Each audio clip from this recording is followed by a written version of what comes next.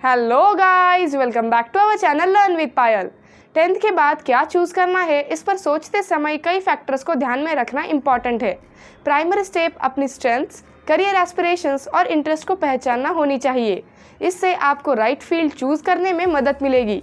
आज हम कुछ ऐसे पॉइंट्स देखने वाले हैं जो आपको 10th की एग्ज़ाम के बाद सूटेबल कोर्स चुनने में मदद करेंगे। चलो तो फिर आज के हमारी वीडियो को शुरू करते हैं। Know your area of interest.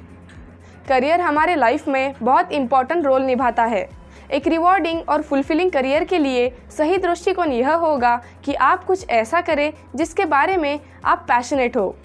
इसके लिए आपको उन सब्जेक्ट्स का पता लगाना होगा जिन्हें पढ़ने में आपको मज़ा आता है।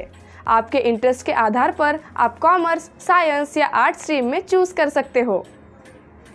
Find your strengths. अपने इंटरेस्ट को समझने के साथ साथ अपनी स्ट्रेंथ्स को पहचानना और उनके बारे में रियलिस्टिक होना भी इम्पॉर्टेंट है। ये पॉसिबल है कि आप मैथमेटिकल प्रॉब्लम्स को सॉल्व करने में तो अच्छे हैं, लेकिन साइंस के डिफरेंट सब्जेक्ट्स को सीखने में आपको मुश्किल होती है। ऐसे में 10th के बाद साइंस स्ट्रीम चूज़ करना रिस्की चॉइस होगी।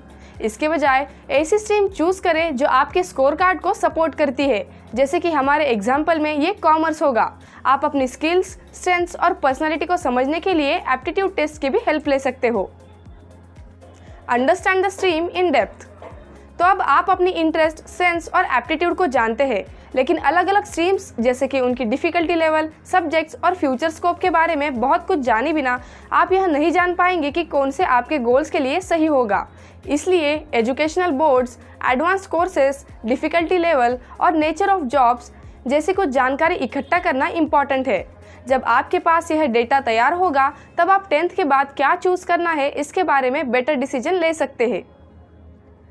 Consult with education counsellor. एक क्वालिफाइड एजुकेशन काउंसिलर आपके विजन को क्लियर करने और परफेक्ट स्ट्रीम की पहचान करने में मदद कर सकते हैं। आपके इंटरेस्ट और स्ट्रेंथ्स के बारे में अधिक जानने में मदद करने के साथ वे आपको ये समझने में मदद करेंगे कि आपकी पसंदीदा स्ट्रीम में फ्यूचर में स्कोप है या नहीं। Analyse your budget.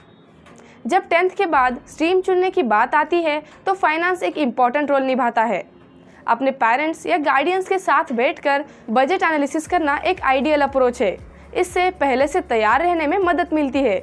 You can't put aside your preferred programme for high fees. आप डेफिनेटली एजुकेशनल लोन ले सकते हैं या फिर सेम कोर्स वाला कोई दूसरा इंस्टीट्यूट देख सकते हैं।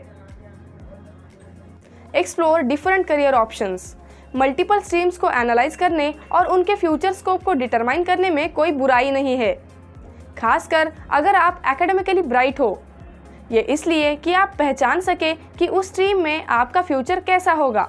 क्या अगले कुछ वर्षों तक इसकी डिमांड बनी रहेगी? क्या इस इंडस्ट्री में मंदी आ सकती है? और ऐसे ही कुछ सवालों पर क्लैरिटी हासिल करें ताकि आप एक रिवॉर्डिंग प्रोफेशनल लाइफ जी सके।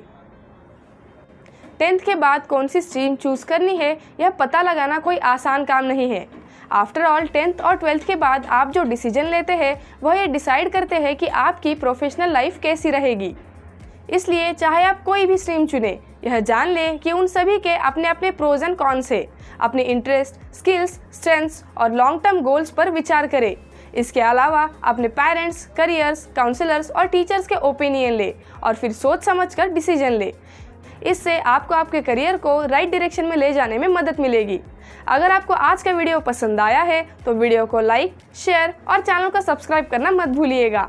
चलो तो फिर मिलते हैं अगले वीडियो में। Thanks for watching.